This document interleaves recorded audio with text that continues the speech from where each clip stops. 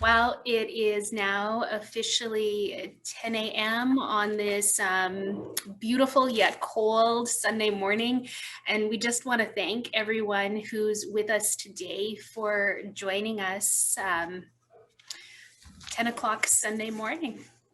So my name's Chris Johnson. I'm the Executive Director of SARC, and I'm also one of the beginning co-founders of Pints with the Pack.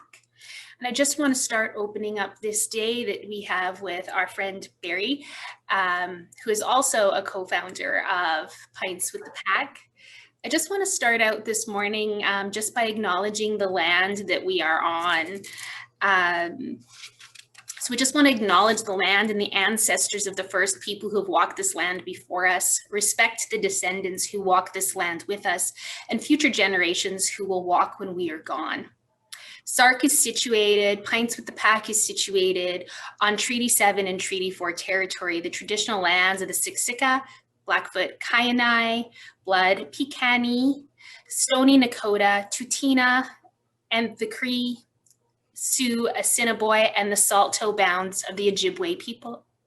These are also the homelands of the Métis people who have provided a significant contribution to our culture. All of those groups have. And coming from the frame of white colonizing ancestry, we are all treaty people, and we are so thankful to be able to be on this land in this frame. So again, we just want to thank you all for joining us today as we get started. A little bit of information about Pints with the Pack. Pints with the Pack started approximately, oh gosh, Barry, I would say it was about 2 years ago now. Oh, you know what? It would be 2 years in May. It was 2 years in May. It was Sexual Violence Awareness Month. We decided to come together and see if individuals in Medicine Hat would be interested in coming together to deconstruct stereotypical masculinity and create space for healthy masculinity in our communities and in our culture. And of course, this was 2 years ago, and yes, people were excited. We were at the Travois Alesworks donated their loft space to us to meet for the first time. And I don't know if you remember that night, Barry, but we filled the room. We more than filled the room. The room was full, and there were people coming down the stairs. Of course, this was back in a time when we could all gather in such a way. And outstandingly, people said yes, that it was time, that we wanted to have those discussions. Pints with the Pack is open to individuals of all gender because we believe that it's going to take all genders, all people, to actually start to have these conversations and to create space for healthy masculinity. So we're really excited to have you here with us today. This group is actually brought you together, this series of speakers, which by the way will be every other week until the end of April. Has been really the hard work of SARC, Pints with the Pack, as well as Next Gen Men. And Next Gen Men really is the organization that started these groups many, many, many years ago and has been nothing but supporters to us as we've moved forward in our community. It's just been a remarkable partnership that we've had with them. We're eternally grateful. So I just want to start by introducing you to someone that I have had the pleasure of knowing for a very long time. My friend Barry, he's just a remarkable human, is how I would describe Barry O'Donnell. I first met Barry through his work with victims assistance. And then as I got to know Barry a little bit more, I got to hear a little bit more about his life story, which is why he's come here to speak and tell that story to all of you. So a little bit about Barry and his remarkableness. So Barry grew up in an environment that provided him multiple excuses to be a victim and to blame his problems on others. However, through his personal and professional life, he chose to rewrite his story, rise above circumstances, and accept responsibility for who he would become and who he will be. Barry joined the Sea Cadets that provided him the opportunity to be away from home and joined the Navy for 8 months at 16. So very young guy. Hey, Barry. Unfortunately, his career path came to a halt when a back injury prevented him from pursuing a life in the Navy when Barry pivoted to a career in oil and gas. The oil and gas industry demanded multiple defining moments, from limiting party time to going to China 3 months after the I'm going to try to say this right because I always get it wrong. Tiananmen Square incident. Thank you. To become self-employed. He remembers knowing that he was successful, but feeling unfulfilled.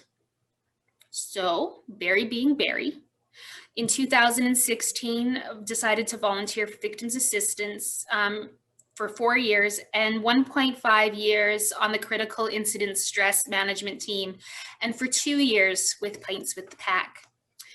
Barry and everyone around him identifies him as the go-to person to talk about with their problems. And I have seen this in action. Personally, I've seen it in action. However, he has always been the caretaker and never the care receiver. Barry knows who he could talk to about his problems, Barry never knew who he could talk to about his problems, which resulted in keeping them to himself. He spent 42 years working in oil before deciding to make a huge shift to follow his heart in pursuing his career as a life coach. Years of hesitancy and doubt of his story was one that people would want to hear, restricted him from taking the lead until finally it happened in 2018 when he started the Coaching Institute of Australia. And also Barry, although you didn't include this in your bio, he also has his own business that focuses on life coaching. Through these, and I can shamelessly do that, he wouldn't. Through these experiences, especially his schooling, it required him to go through his own personal development and face his internal struggles so that he could understand what it takes to transform life and how to help others to do the same. The most powerful lessons Barry learned was how to change the meaning of the experiences. This allowed him to be at peace with who he is and move forward with self-empowerment. So Barry, I am just feeling so blessed to be able to introduce you to everyone today. If anyone has questions, they can just put them in the message box, and then we'll actually open up the chat, or we'll open up and I'll read some of the questions that you're sending to Barry at the end of the chat. So Barry, I'm going to hand the virtual mic over to you. Alrighty. Good morning, everybody. Thank you for being here. Thank you, Chris, for that awesome introduction. I'm a little bit touched. So, I know everyone had a choice of where they wanted to be today and how you're going to spend your time. So I want to acknowledge you for being here today. It means a lot to us that you showed up, and I hope you get a lot out of being here so you find value in what we offer you. So I'm curious, although I can't see anybody, you can give it some thought on your own as to what brought you here today. Do you want to be part of the movement? Do you want to learn some tools to change your life? Do you want to learn how to support others on their journey? Or are you just curious? And it could be any combination, or it could be a number of other things. So today,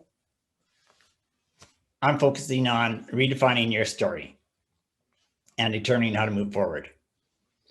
Like I say, if you have any questions that you think cannot wait till the end, feel free to throw them in the chat box, and Joel or Chris will do a screening.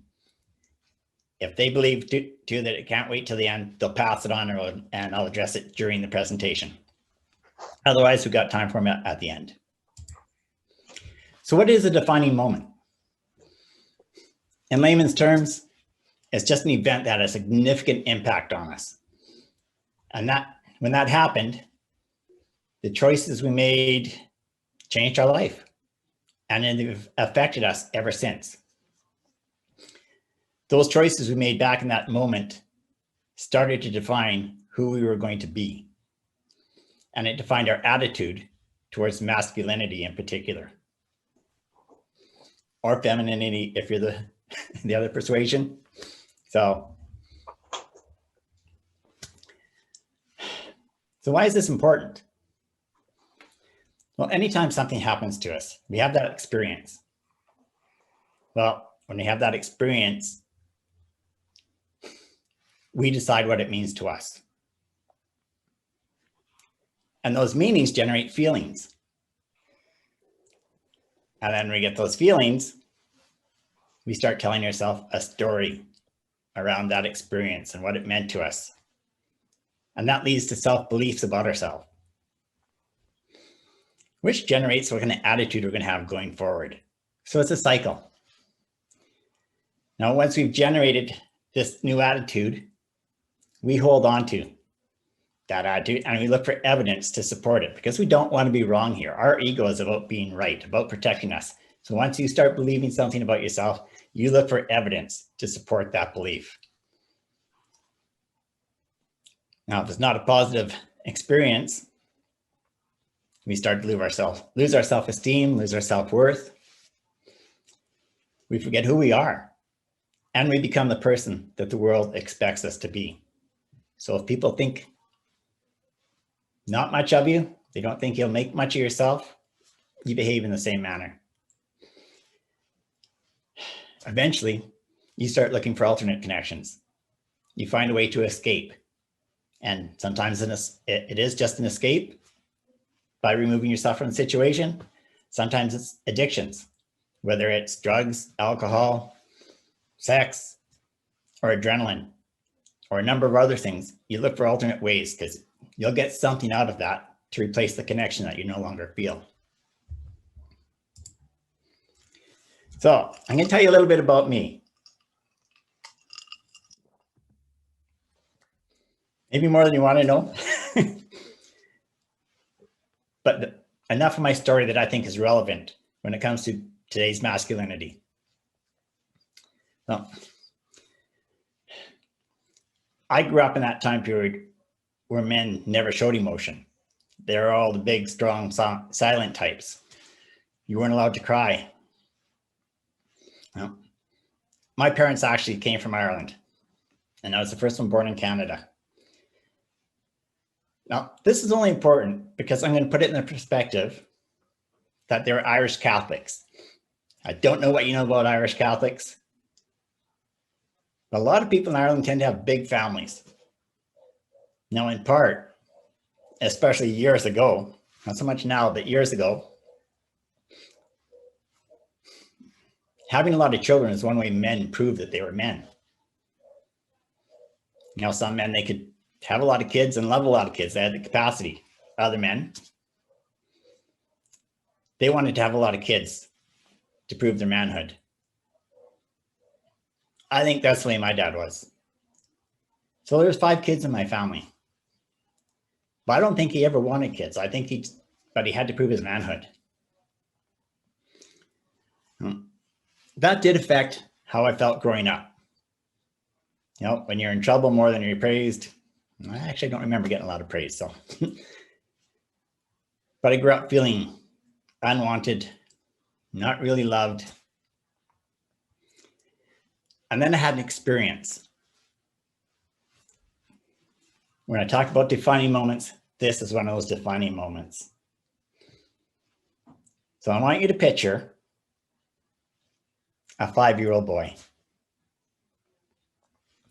Now, I was always small for my size. So at 5 years old, I don't know if I was much more than 3 feet. Certainly wasn't 4 feet tall. But I remember going out to visit some people in the country that were friends of my parents. Now we're talking about days when seatbelts weren't an issue, car seats weren't an issue. So there was 5 kids in my family, my cousins that were living here at that time, 5 kids in their family. So 10 kids and 2 adults piled into a station wagon and drove out about 45 minutes to see these friends of ours. And then a little while later drove out to Spruce Coulee. Now, if you're from this area, you know where I'm talking about. If you're not, just picture a nice little lake. So we were out there for a few hours, getting time to leave. Of course, everyone gets herded up, piled into the station wagon. and I had to go to the bathroom. I told my older brother, who was 4 years older than me, don't leave without me. So I went running off to the bathroom, which was an outhouse too. I came out just in time to see nothing but dust and taillights going up the hill out of Spruce Coulee. We're talking July, 35 degrees Celsius or warmer. I'm by myself, seeing everybody leave. I was scared. I cried. And I ran. Now, it was about 8 miles, 13 kilometers for those who need the conversion, back to where these people were. I'm 5 years old in the middle of the country. I made it 5 miles. I made it 8 kilometers before I saw a single vehicle. And it wasn't my parents looking for me yet. It was just some strangers. They picked me up, consoled me, gave me some water. I was able to give them directions on where we had to go to get back to where we started. At 5 years old, so sense of direction, whatever it was, not many places out there, who knows, but I think it says a lot about me. We only made it a few minutes down the road when we ran into another vehicle, which happened to be my parents. So they had come back looking for me. But this is about an hour and a half later. So we stopped, get in the car. Of course, there's a thank yous, until I got in the car and they left. And then it was, when we get home tonight, you're going to get a beating like you've never had before. I got to sit in that fear. Till we went back and picked everybody up, till we drove the 45 minutes to town, till we got home, got cousins unloaded. So I probably had a couple of hours of living in that fear. And then I did get the beating. Because I made them go out of their way. That didn't do anything for how I felt loved or wanted.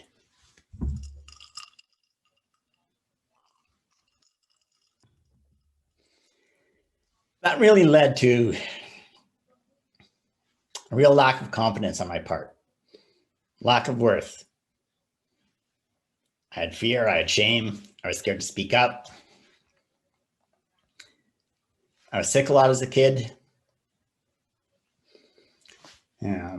My dad drank, and he had a different personality when he was sober and drunk. Sober, he would at least let you live in fear till he got home. Drunk, he didn't care. Now, being young, having this attitude, I tended to use really weak language too. As in, I didn't say I love something. I didn't say I was really excited, because it didn't serve me to get excited about anything. I said everything was okay. I'm all right. I'm fine. Yeah, not bad.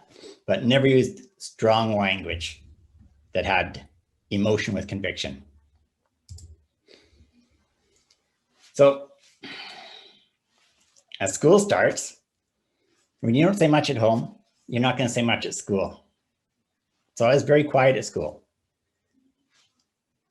But what my teachers all said to me every time I started a new school year was, you better not be like your brother.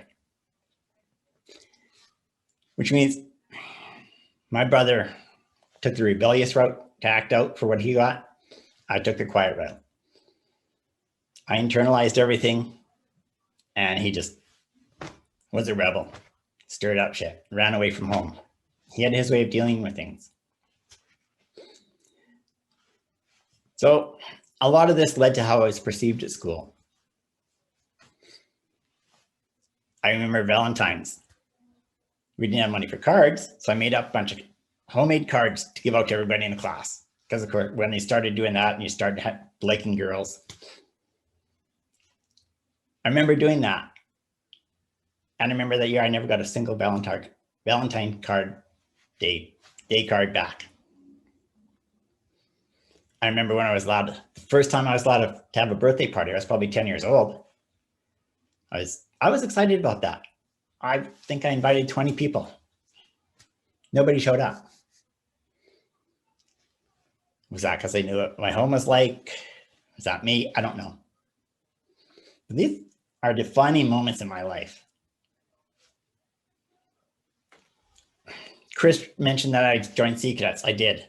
The only reason I joined it was because they said, you get to go away from home. You get to spend weekends on survival camps. In the summer months, you get to go do these training camps for 3 to 6 weeks or longer. I was all over that in a heartbeat. It got me away from home. I'm over it. I'm in. You know, as a result of that, though, when I was 16 years old, I got to go over to Ireland for the first time and meet my grandparents, my real grandparents and aunts and uncles. That was how old I was when I first saw what I thought masculinity should be. That's when I saw my grandfather and grandma love and respect, kindness, expressing it, saying it, even to me, praising me. I wasn't used to any of that. But that showed me in the real world that it did exist. That showed me what I wanted someday.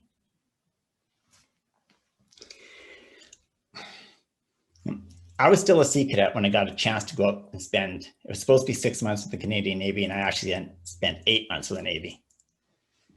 It got me away from home, number one goal. Unfortunately, I had to quit school to do it. So needless to say, that decision did not go over well with my parents, but I did it anyway. And it was an experience I would never turn down. I'd do it all over again. Now, it's fair to say I didn't learn much about masculinity or how a man should be spending time in the Navy. But I did come back a man. I did come back a different person. I also came home injured. So that injury, basically I got told I couldn't join the forces, especially the Navy. So they also said that if I should avoid anything that had heavy lifting, find a career that didn't require a lot of physical labor. Otherwise, I could end up in a wheelchair. So what does a 17-year-old do at that point in time when he really thinks he doesn't need to listen? Right, I didn't listen. After a few months, when my back got to healed up enough that I could walk better again, and I tried a few things, I eventually ended up in the oil field. Stayed there for 42 years. I did a lot of things. I had a lot of experiences. Again, this is in time. There is no way that I learned about masculinity working in the oil patch back in the 70s, 80s, 90s, and later.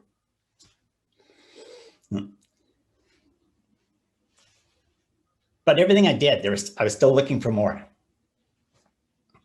And I needed some balance. You know, I helped a lot of people along there. I gave a lot of people advice on improving their lives and rising up to challenges and help people wherever I could, despite what I had been through. Like everyone believed I had such a positive attitude, which I did. I could stay positive, and I just figured I'm a survivor. And that was behind the scenes. That's what people didn't see. My attitude, I'm a survivor. So when I found victim assistance, 180 degrees from the oil patch, you had to have feelings. You had to open up to people. You had to allow them in, because you see people in very raw emotional states. And they need to feel that it's okay for them to be like that. So yeah, victim assistance gave me my balance. I could be out in an oil patch where you had to pull up your big boy panties, and I could be in victim assistance where I could hug somebody because I really needed that in that moment. Now, when I decided to get into life coaching, total difference, but I loved what I was getting out of victim assistance. I loved the connections I had made at SARC. I loved so many of the people that I had met between volunteers and people that I helped and in the police, and other connections that I made that led me to This feels a lot better. And this is something I enjoy. This is what lights me up. And seeing how I can help other people made it all worthwhile. Now, to be a life coach, you can't just read about it or take training about it. You need to go through your own personal growth, your own development, because if I can't do it, I can't help anybody else do it. So yeah, I had to face all my inner demons, my inner struggles, my challenges. I went through it. I faced it. I dealt with it. I rewrote my story. And I found my peace.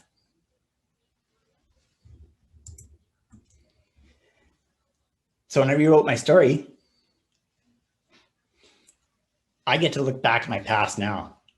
And instead of saying that I was a victim and blaming everything on the rest of the world, I look back at my story and I say, when I was young, I learned strength. I learned resilience. I learned responsibility. As in when I would step in to take the beating so my brothers didn't have to. Through cadets in the Navy, I learned confidence. I learned adaptability. My work career, conviction, commitment, achievement. I look for the lessons that could be learned in everything instead of the way I felt at the time. Now today, nothing has any meaning other than the meaning I choose to give it. I promote everyone expressing their emotions. I use stronger language. Now I can say I love something. I can say I'm excited. I can say it's absolutely freaking awesome. I can tell other people the same thing. You rock. People do hear me use that kind of language when I'm helping boost them up. It's as strong and as powerful as I can be with passion. It comes from my heart. It's real. Today, I'm in complete control and responsibility of my life. That's the number one issue, is being in control and knowing I have the choice.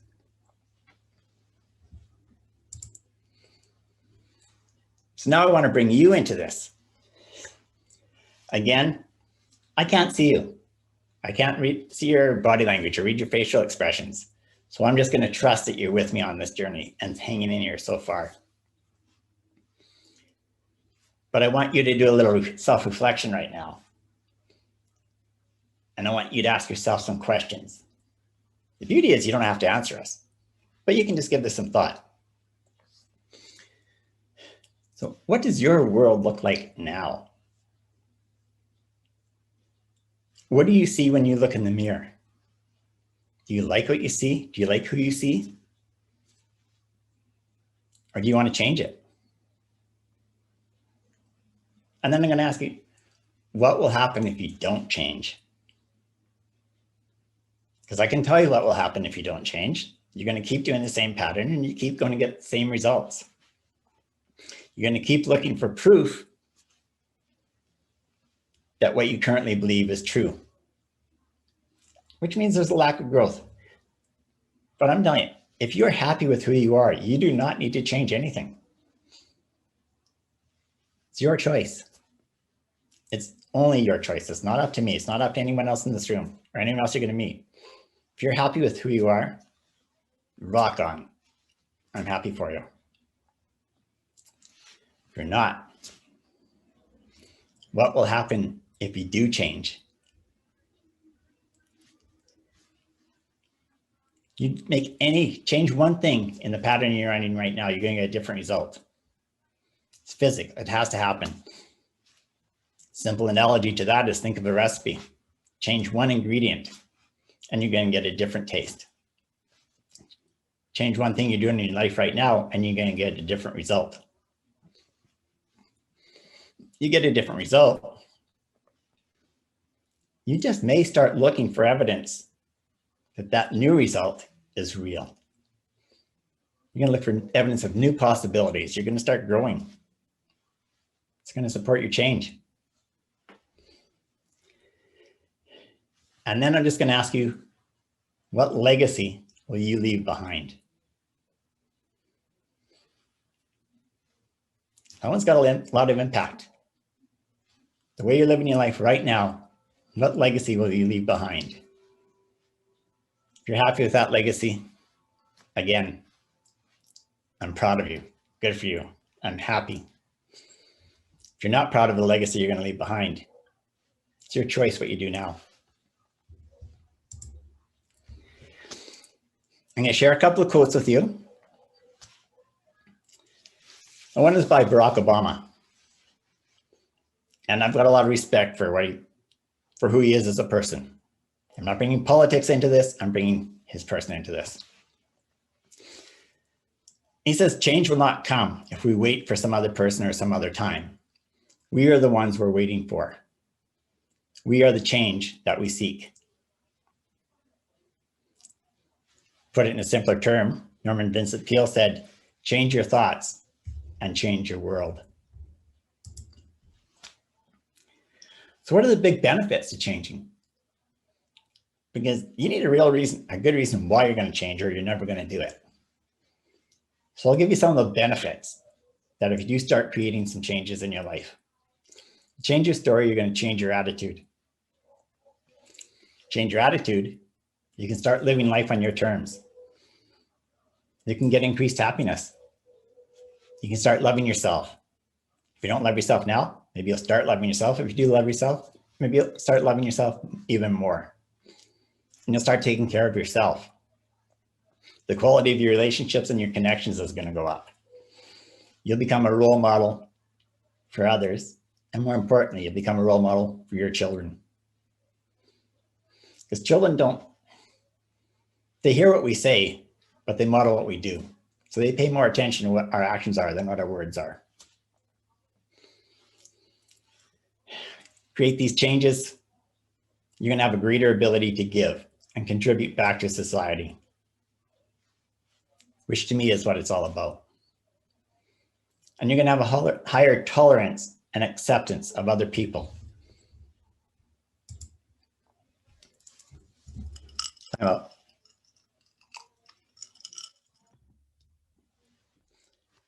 So, redefining your world is changing your perception and changing your story to change your outlook. Determining how to move forward is a choice. And that choice is stay the same or make a change. So exactly how are you going to do this? Well, F. Scott Fitzgerald said it's never too late or too early to be whoever you want to be. Just think about that. It's never too late or too early to be whoever you want to be. So no matter where you are in life right now, you have a choice. So I want to engage you again. And I want everybody to sit back and think about a specific memory or time in your life. No thought to it. First one that comes to mind, a specific time or memory in your life. The first one that comes to mind. And what did you tell yourself at that time? Did you show any emotion? And how has that affected your life since that time?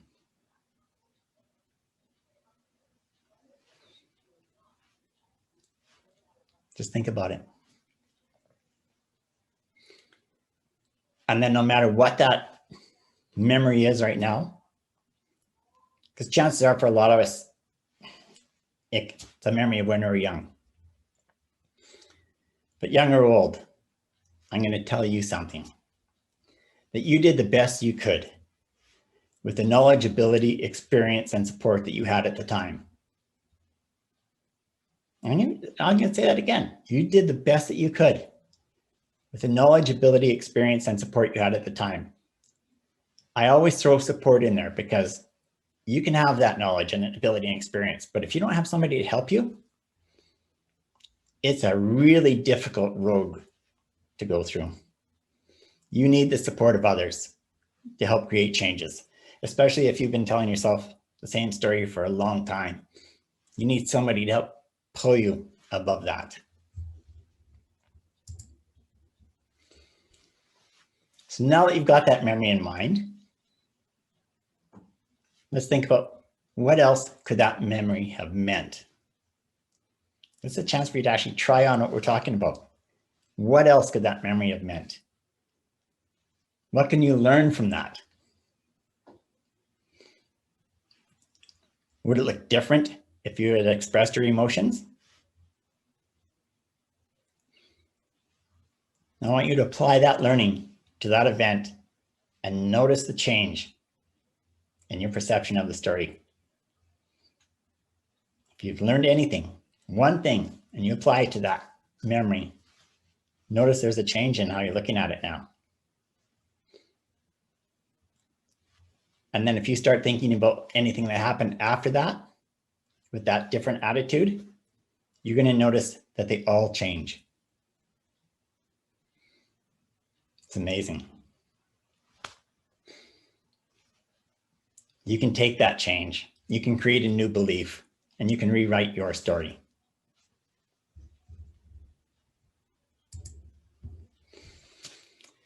So going forward, you can hang on to your old belief and stay the same as you are if that's who you want to be. You can create that new belief and realize that you are not defined by your past or by the way the world was telling you had to be. You can believe in yourself and you can apply your new belief and create a change. Whatever change you want, you can create that. You can have that. It's your choice. You're the only one responsible for your results. As children, we don't have that responsibility. As an adult, the only one responsible for us is us. I'm a firm believer in that. But I also believe everybody needs help. We need a tribe. So you don't have to do it alone. There are multiple resources and supports available in this community. And if anyone needs to know what they are, just reach out to us here and we will get a list of that to you. And you can reach out to anyone on the team.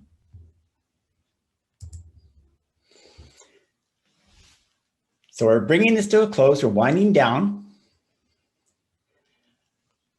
I'm going to just check in with Chris to see if there's any questions or comments that you want to bring up or share right now.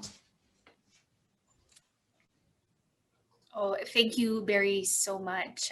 Every time you speak, I learn a little bit more about you and about your story. And I just want to thank you so much for your vulnerability. Thank you. There are some questions. So question number 1 says, thanks so much, Barry. I appreciate you sharing your story. I'm curious how you see your childhood experiences in terms of your parents' accountability for their behavior towards you and your siblings. It's one thing to take away a positive lesson from what you've experienced, but that doesn't excuse their actions. So where does accountability come into your story? Very good question. And I think you're the person who looked at it from that angle. So I like that. Where does accountability come in?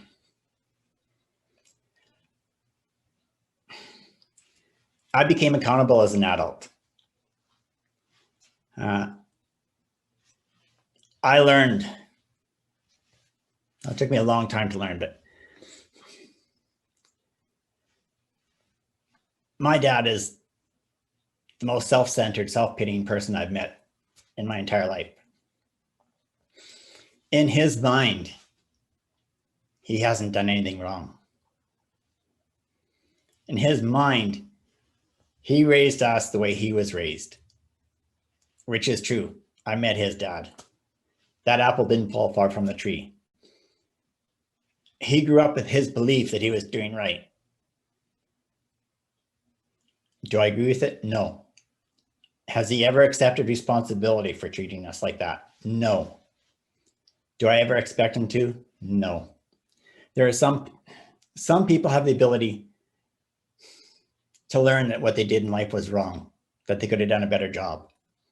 Actually, we all have that ability, but not everybody accepts it. So as an adult, we get to choose, are we going to allow them to be like that or not? Some things you cannot change in life, but there's no point in me letting that weigh me down, letting that affect me. I just chose to let go of it. We don't have much of a relationship. He's still my dad. I won't deny that. He's still alive, but we really don't have much relationship. We never have, because I don't need to expose myself to that kind of toxic behavior. I won't deny he's my dad, but I'm not like him. I broke the cycle. He lives his life, and I know it's not going to change, and I'm not expecting him to change. I'm not expecting him to ever say, I'm sorry for what I did to you. My mom died a few years ago. They had parted ways long ago. But my mom was a small woman with 5 kids.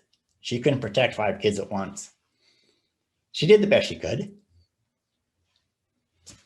But it was just a situation that even with her around, and I know she loved me and it was different, but I still never felt that real love growing up. But I've come to peace with that. I've accepted that she did the best that she could with what she had. Same way I said, knowledge, experience, skills, and support. She didn't have the support. So I like to hold people accountable, but I also know when I can just let it go. I hope that answers your question.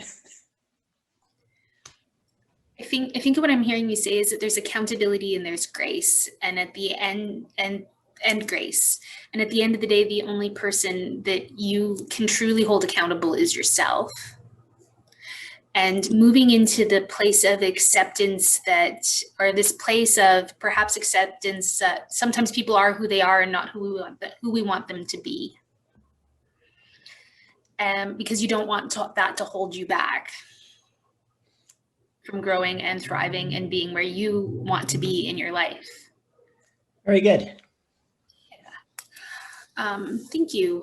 So there is another question here, and it says, just on a similar thread, it says, great sharing. My parents did the best they could given their own dysfunctional upbringing.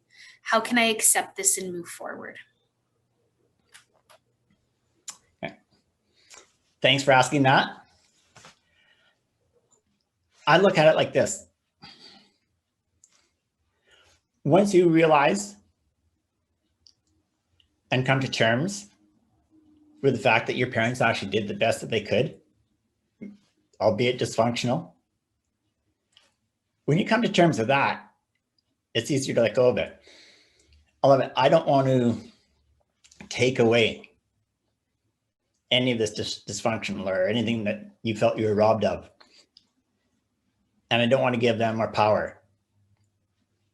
But I know it. What happens if you look back at their parents and how they were raised? Because that affects people. You know, if you follow the pattern or you break the cycle. So how were they raised? And did that influence how they raised you? And if that's the case, ask yourself that question. If you really believe that they did the best that they could with what they knew and the experiences they had and the support that they had, if that was the best that they were capable of doing, are you okay with that? If you're okay with that, truly, that you feel it in your heart, if you just tell your head that you're okay with that, it's going to stay there. It's not going away. But you need to truly feel it in your heart. I know that they love me, maybe not the way I wanted it, but they did love me. And that's enough. And if it is enough, you can forgive, you can let go, you can move on. Thanks, Barry. I think one of the things, and I think what if I can just paraphrase what you're saying, one of the things that was offered to me once, and I sat with an individual whose story was absolutely horrific. And I actually said, how did you forgive them? How did you forgive the people that did this to you?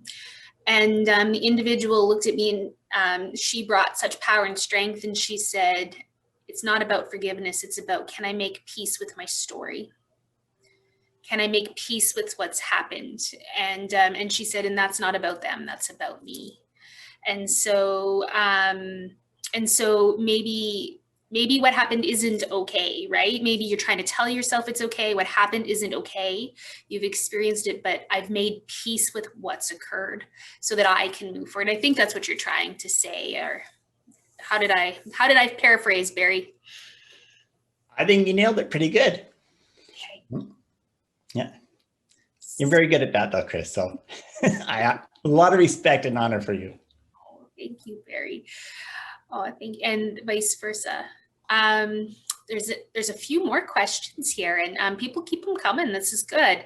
They're good questions. It says, you mentioned you didn't learn about masculinity from the oil field or the Navy, but I'm guessing what you meant is you didn't see the version of masculinity you wanted.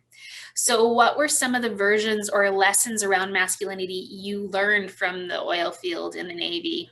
Ooh, this is a very good question. Okay. You know, when I think of the Navy, because I'll go back. One of the real gifts that I think I took away from my time in the Navy is their attitude was all about being present. They lived in the moment. It's a different world nowadays, but I mean, regardless, the attitude that I was experienced and exposed to was the only thing that matters is today. Yesterday's done. Tomorrow isn't here yet. Let's have fun today. You know, I honestly felt like I was working with a bunch of kids because they just wanted to have fun. They worked hard. Believe me, they worked incredibly hard. They did whatever was necessary. There was no hesitation about doing what you had to do with man overboard drills, and didn't matter the weather or anything like that. You went out and you did it. It was expected of you. So you just did it. No, you didn't cry. No, you didn't whine about it. You just did it. But you stayed in the present moment. When I came back from the Navy, like I say, I was 16, I turned 17 on the ship. It took me over a year to readjust to my old friends because I thought they were frigging babies. I couldn't go back to school. I tried going up to the college. Everybody seemed like babies to me because of the experiences that I had. But I never learned about expressing emotions. I learned about sucking it up. I learned about, no, you don't like what's going on? Too bad. Carry on, move on. They also didn't stress about it. You know, you just stay in the present moment. I didn't see a lot of anxiety in the Navy, which is one really good thing, because I say if you stay in the present moment and don't worry about the future and stuff that hasn't happened, that may or may not happen, there's a lot less to be anxious about. In the oil field, I don't care what anybody tells you, even today, because every company on the planet is going to give you the lip service about how they care about their people, about how they have all these policies in place. Well, policies don't mean anything. It's the words on a piece of paper. It's how you actually treat your people. And they don't treat the people like they matter. There are exceptions to the rule. The vast majority of it is about production, getting stuff done, keep the money coming. That's what the oil field is all about. Keep those wells producing, keep those pipelines open. We got to keep the money flowing. That's their number one priority, plain and simple. It's the money that drives it, plain and simple. Yeah, I can tell you we care about the people. And yes, there are some people that really do care about the people, but that's second to production. That's not an environment that says, yeah, I hear you. I know you got a lot of problems going on at home right now and you want to be with your family. You know, guess what? You're going up to high level. You'll be home in 3 weeks. Okay. You know, we'll try and have you home in 3 weeks. Is that okay with you? Well, no, I need it home. No, we need you now. You know, you can phone your family every day. The attitude is still production. And too many guys feel like they have no choice in the matter. So it's about suck it up. You're not allowed to put your personal feelings first. You're not allowed to put your personal life first. No, I didn't want that. My time in the oil patch, especially as I moved up the ladder and got to be in a position where I had more influence over people, was the people. People taking time off. Like, it still bothers me to this day when I hear about guys who don't take holidays because they don't think the job can do without them. You're not doing yourself any favors. You're not doing anyone any favors. Take your friggin' holidays. Go home, spend some time with your family. That's more important. Realize that that's a priority, because I don't care who you are, you're replaceable. That's the attitude I had my whole life in the oil patch, that I was replaceable, which made it easy for me to take my holidays, my time off. You know, Barry, we just had a comment pop up just on this stream, and then we can move to the next one. But, you know, in that, where you're trying to maintain a work-life balance, or actually just a life, as you know, because I know the oil field and the military can be all-encompassing, right? The comment was, "Suck it up, Buttercup," is an expression we have in the workplace. How should we respond to this, or how did you manage that? Just to, like, in a sentence or two. When I was doing it, yeah, I sucked it up. But I still pushed and fought back that, yeah, I'll do this, but I'm still getting my time off. So I set my boundary. You had to have some flexibility, but I set my boundary that, no, you're not getting the last word here. I am. I'll give a little to get a little. That's a fair thing, isn't it? You know, you know, and knowing that, where it's like setting the boundary, and I'll give a little bit to give a little bit. Knowing what you know now in retrospect, would you have handled things differently? Absolutely. I paid a big price for my success in the oil patch. So yeah, I'm in that category that says lost the wife, lost the house, lost the kids.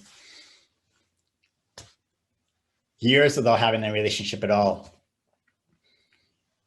Because it's a difficult lifestyle to have relationships. You can live, you can have a lifestyle, but that doesn't necessarily mean a quality relationship. There's going to be guys in the oil patch that can relate to the fact that, yeah, they made good money before. They got a good lifestyle. There's a lot of guys who are gone a long time, for weeks on end, and now they're home a lot because circumstances. And their home life now is the wife who was used to having all the money, all the toys, all the trophies, all these status symbols. And now it's a little harder to have those. Some of those things had to go away. And not only that, their husband's home all the time, who's disrupting their lifestyle they get accustomed to, and he's gone for weeks or months at a time. So it's a tough situation. If I could do anything, if I could make a difference in the world, or the oil patch, or these big companies, it would be to get them to where people really were more important than money. Oh, that's so powerful. Like, where people are more important than money.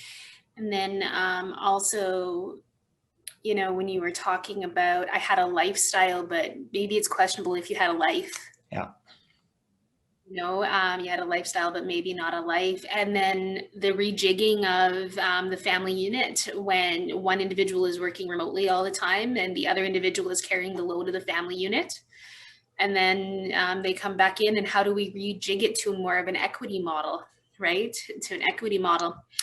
And yes, we definitely see families struggling with that. We definitely see families struggling with that. I'm gonna scroll through.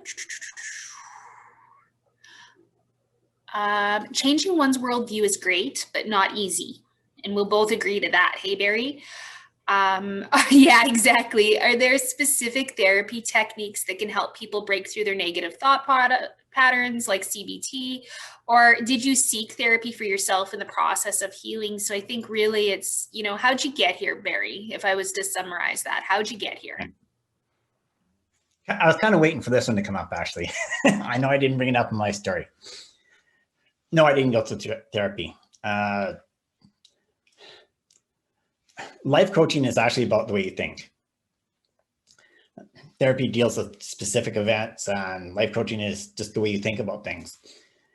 The biggest shift that I made was the way I think about things. I've got total control over how I think about it, what meaning I give everything, what I decide to feel in time. I have complete control over that. Learning that is what was the biggest game changer. So I'm going to point out, this isn't easy.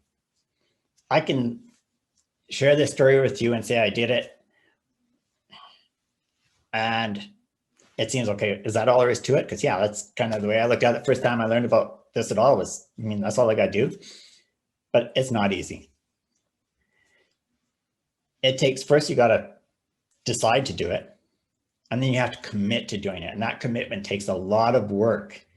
If you're not committed to it, you'll stumble. You'll let anything stop you. But if you have commitment to making a change in your life, that's the biggest thing there is. And that commitment, nothing is going to stop you from creating that change. I would talk to you about have a big reason why. If you have a big enough reason why that absolutely nothing or no one will stop you, you will do it. If you don't have a big enough reason why, the first time you hit a roadblock, you're going to stop. So you need a big reason why, and you need to commit to yourself. That's first and foremost. And the best thing that you can do for yourself is commit to yourself. I agree. Actually, it's about making a decision, knowing that you're going to fall down, and it doesn't matter how many times you fall off the wagon, so to speak, not just with addictions, but any change. Doesn't matter how many times you fall off the wagon, it's how quick you get back on, right? And and then reaching out for the appropriate supports. And for you, it was life coaching, and for someone else, it could be therapy, or there's multiple ways of getting there, and each person's road is their own. Each person, and yes, I've actually see here in the text that, therapy is about changing how you think. That's what CBT is. Yes. Yes. It is. I stand corrected. And each person's path is their own. I totally agree.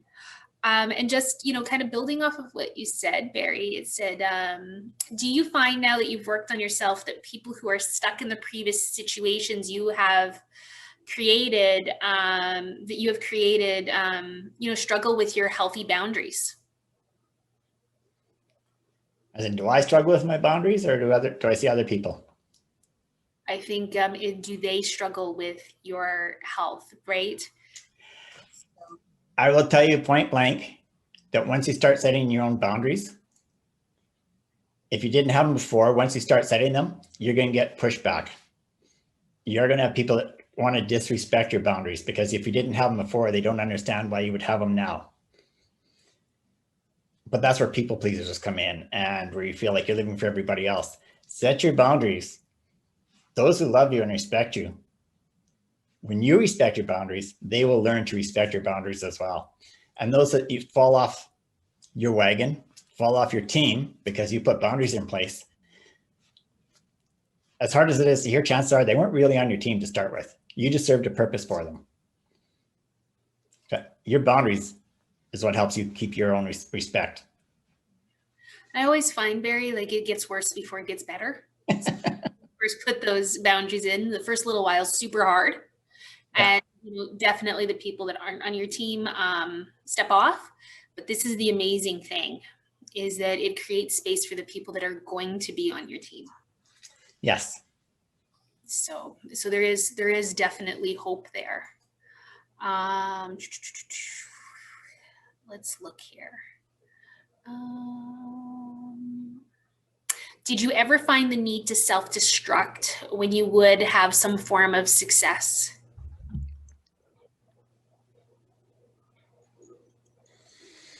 I'm going to go with no. I didn't think I needed to self-destruct, but in the same vein, I never gave it any credence, any credibility. I had success, but didn't mean anything to me. So I didn't really celebrate it the way you think somebody would. It's just, okay, that's just the way it was. What's interesting is that maybe it didn't mean success to you. Maybe it meant success as to society's expectations as to what it means to be a man. But maybe that wasn't what it meant to you as a human. Yeah. Yeah, that's interesting. That's interesting. Thank you. Here's another question. Raising my own son, I find my father coming out in reactions of me in not a good way. How can I change that? Thanks for the question. If I told you that you've already started that because you've got an awareness of it, what's that make you think? Because that's one of the first steps you can have, is having that awareness. Once you become aware of something, you can give it a little bit more focus and you can start to realize what you're doing. If you feel yourself coming on and being like your dad, or exhibiting any behavior you don't want to, try and hit a pause button. I'm not going to say stop, but a pause button. Just like the pause on your recorders. And I mean, just pause. Take a breath. Stop what you're doing. Think. 30 seconds is going to be, 30 seconds seems like an eternity at times, and other times it seems like bang, it's gone. But if you hit that pause button and take a deep breath and think about what you're doing and why you're doing it, why you're reacting the way you are, that may be enough for you to create a shift. And the more you pay attention to the fact that when it comes up, start looking for what your triggers are. So you can start being, you can create a change with a little bit of work. Watch your triggers, hit the pause button, take a breath, and think before you react. Even if you have to take a minute, 2 minutes, 3 minutes, put yourself in a place where you're calm. You cannot think rationally when you are Mach 1, flying off the handle. Your rationality has gone totally out the window, and all you want to do is lash out. You need to hit that pause button. As an adult, if that's what you want to see your child to see, that's what you need to do. To stop long enough to think about, do I really need to do this right now? Do I really need to act like that? What's it going to get me? Because lots of times all it's going to get you is it makes you feel better. It doesn't do a damn thing for the kid, but it makes you feel better. And the only reason you feel better is because you release some pent up emotions.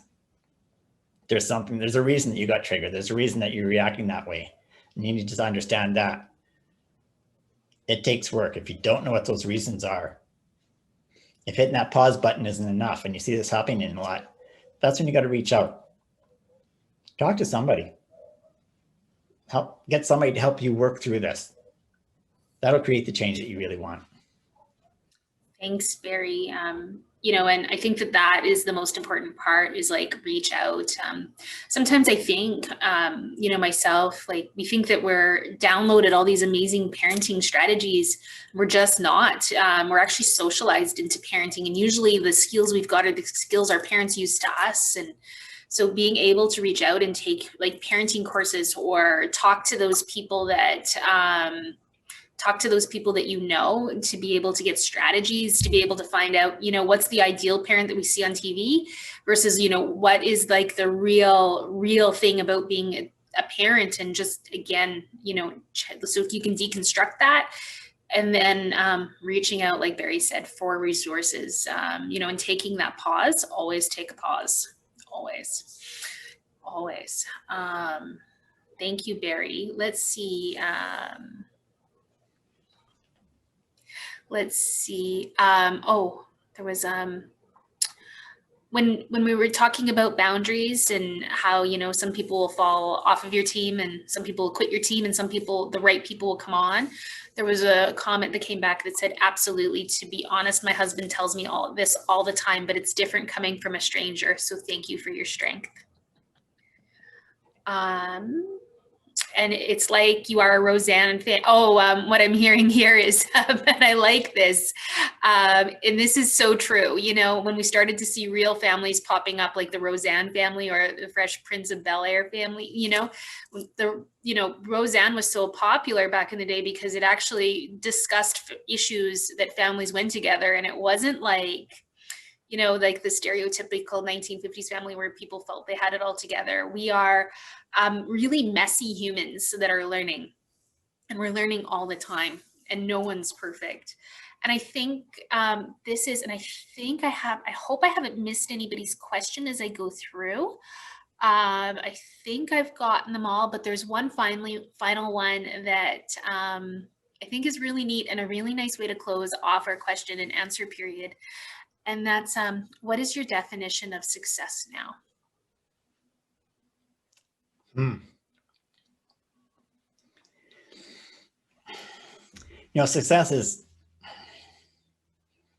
it constantly changes. It's a work in progress. To me, for me, my definition of what I'm going to consider myself to be successful today, in part, I'm already there because I'm just comfortable with who I am today. I have nothing but peace in my heart, and I've opened my heart.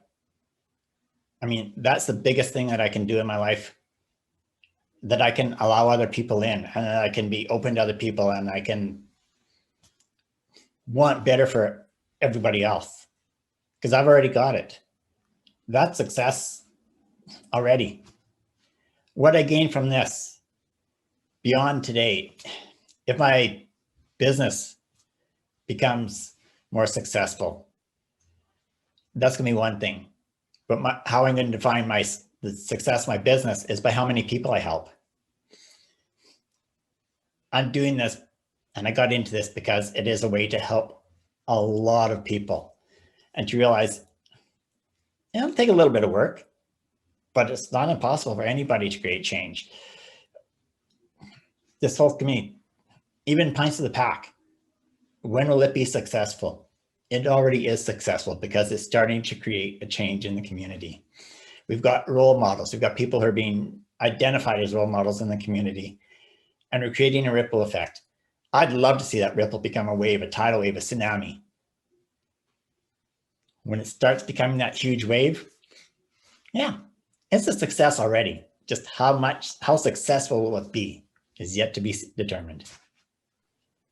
I love that. I love it's successful already. How successful it's going to be is to be determined. And the piece that I personally am going to take away is I have peace in my heart. And that's when I know I'm successful, because how powerful is that? It's not defined by anything externally. It's, do I live my life well? And I guess in alignment. Wow, Barry, I just really want to thank you for for coming here, all your work in the community, being vulnerable, being challenged today, which I always think is fabulous. I know it's super uncomfortable, to be on the stage and to be challenged. And I could stick around for a minute yet. Oh, and I just wanted to let everybody know that our next meeting will be on February 21st. Our next time of getting on Zoom will be on February 21st. And we're going to talk about masculinity and addictions or alcohol. So we'd love to have you back. One thing I didn't talk about with this series is I did mention till the end of August. Or sorry, April, oh my goodness, end of August, end of April, but we're having speakers that are local, from Alberta, from Canada, and international speakers coming to talk all about deconstructing masculinity. So we really hope that you will join us during that time. We're gonna be sending you a little email just so that we can, we'll send you an email just so that we can get some feedback about how you felt about today. We'd love your feedback. It's really important for us, of course, to know what we've done well, but also how we can improve, because we want to ensure that we're creating that tsunami that Barry just mentioned. So again, thank you so much for everyone. Have an amazing day. I don't know who Barry's talking to, but he just wants 1 minute. You're talking to me, Barry? He wants 1 minute. Okay. Okay. I just want to jump back on here to give you a close. And I know that there are a couple of people here who experienced this, and what they got out of it is part of why I think that I want to share it with you guys as well. So I appreciate you sticking around, and I hope this really makes it worthwhile for you, because I need you to engage again. But it's very, very simple. All you have to do right now is sit back and relax. Just let yourself relax and close your eyes. Take a nice deep breath. Just let yourself relax. You're in a safe place. Have a nice deep breath. Now I want you to think about a time that hasn't happened yet. We won't go too far. Let's go 2 weeks from today. And I want you to think about how different things are starting to look. With whatever you decide to change today, if you start applying that change to your life, think about how different it's going to start to look. Notice how you're getting a different awareness. Notice how you have a different feeling about yourself. Notice how differently you're looking at yourself when you look in the mirror. And look around and say that, okay, I'm starting to see evidence that this change is worthy. And then I want you to go up 2 months from today. 2 months of working on creating this change. 2 months of a commitment to yourself. 2 months of lots of work, but you're starting to get lots of peace in your heart. You're feeling more confident about yourself. You've got a better understanding of how other people are reacting the way they are. You're allowing yourself to show your emotions as you have them. You're being more open with yourself, and you're letting other people in like you didn't before. And notice how they're looking at you differently. Notice how your kids, your family, your friends, they're noticing a change in you. Now, it's coming on slowly, so you're not noticing as much as they are. But the fact that they're noticing makes you feel even better about these changes. And then I want you to go about 6 months from today. These changes are part of you now. You're in a different place completely. You've proven that you're not defined by your past or by anybody else's idea of who you should be. You're who you want to be. You are that role model for your children. You are that role model for other people. You are helping create the ripple and the wave. And people look at you from a place of love and respect. And let yourself take that all in. Whatever you think they'll be thinking about you in 6 months from now, if you create the change that you want to, starting today, take that all in, not just in your head, in your heart. Let yourself feel whatever it is you're imagining. Feel it completely. Don't hold back. Just let yourself completely feel whatever it is you want. And when you feel that completely, come back to today, hanging on to those feelings. Keep them wrapped around your heart. Keep them in your soul. Hang on to those. Make sure you're hanging on to them right now. And when you're ready, but only when you're ready, open your eyes and come back to today. Now that is a gift that you can give yourself anytime you want. Anytime you need a reminder, take yourself on that little journey again. It's a powerful exercise that you don't need me for it. You can do it at any time you want. Because I'm going to trust that if you let yourself feel it completely, you're feeling different right now than you were 2 minutes ago. So I'm going to leave you on that note, and I'm going to thank you for showing up, for engaging, for participating. You're so appreciated. Everybody on the team, I have nothing but respect and gratitude for all of you. And one final note, you can't start your life over, but you can start life with a new attitude beginning today. Thank you. Thank you so much, Barry. And thank you everybody else for joining us today. Hopefully we'll see you on the 21st. Watch the Pints with the Packs page or the SARC page for more information on our next event. You should be able to get a whole menu of the speaker series here shortly. But you know, it's kind of like same bat time, same bat hour, but in 2 weeks. Hopefully we'll see you soon. Thanks again, Barry. And thank you, everyone. Bye for now.